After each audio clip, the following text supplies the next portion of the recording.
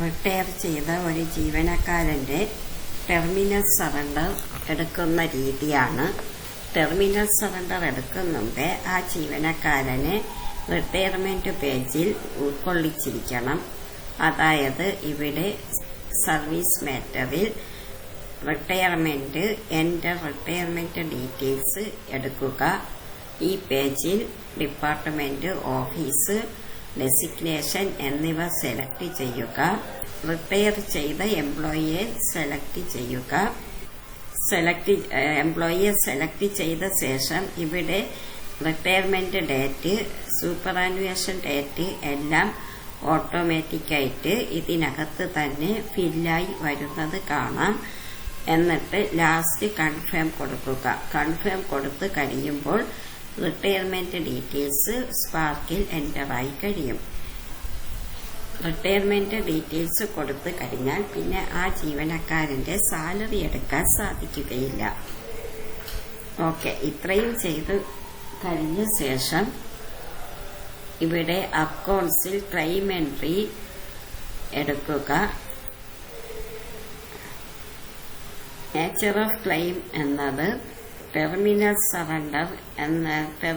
Surrender of leave എന്നതാണ് എടുക്കേണ്ടത്.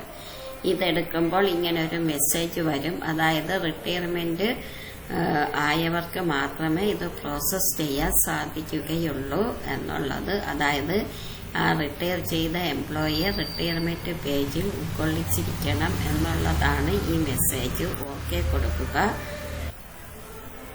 ഇനി ഇവിടെ പീരീഡ് ഓഫ് ബില്ല് കൊടുക്കുമ്പോൾ റിട്ടയർ ചെയ്ത ലാസ്റ്റ് മന്താണ് പീരീഡ് ഓഫ് ബില്ലായിട്ട് കൊടുക്കേണ്ടത്.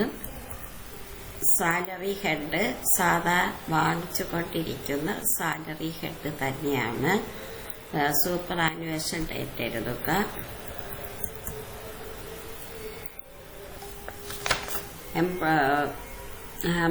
Mode of payment employee TSB കൊടുക്കുക. എംപ്ലോയി TSB വഴി ബാങ്കിലേക്ക് ട്രാൻസ്ഫർ ആവുന്നതാണ്. ഇവിടെ നമ്പർ ഓഫ് ഡേയ്സ് കൊടുക്കുമ്പോൾ നമുക്ക് സാങ്ഷനായി കിട്ടിയ എമൗണ്ട് തന്നെയാണോ ഇവിടെ എമൗണ്ട് വരുന്നതെന്ന് മാനുവലായി കാൽക്കുലേറ്റ് ചെയ്ത് നോക്കേണ്ടതായിട്ടുണ്ട്. അതായത് ഇപ്പോൾ ഇവിടെ അത് കറക്റ്റ് ആണെങ്കിൽ അടുത്ത സാങ്ഷൻ ഓർഡർ നമ്പരും സാങ്ഷൻ ഓർഡർ ഡേറ്റും കൊടുക്കുക. ഇപ്പോൾ ആ റിട്ടയർ ചെയ്ത എംപ്ലോയിയുടെ ടെർമിനൽ സറണ്ടർ ഇൻസേർട്ടായി കഴിഞ്ഞു. ഇനി ഇത് സബ്മിറ്റ് കൊടുക്കുക.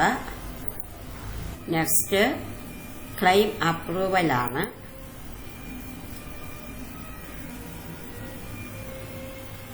ഇവിടെ കൊടുത്ത ടെർമിനൽ സറണ്ടർ സെലക്ട് ചെയ്യുക. അപ്രൂവ് കൊടുക്കുക.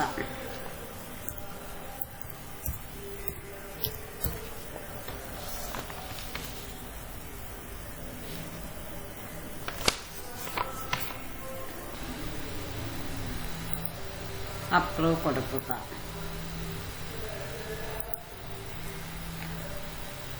ഇനി ഈ ബില്ലെടുക്കുക എന്നുള്ളതാണ്.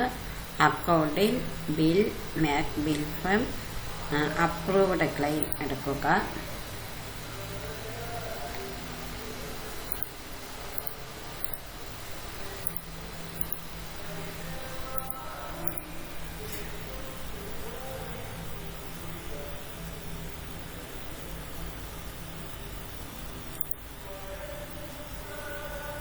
Terminal surrender of leave select ചെയ്യുക.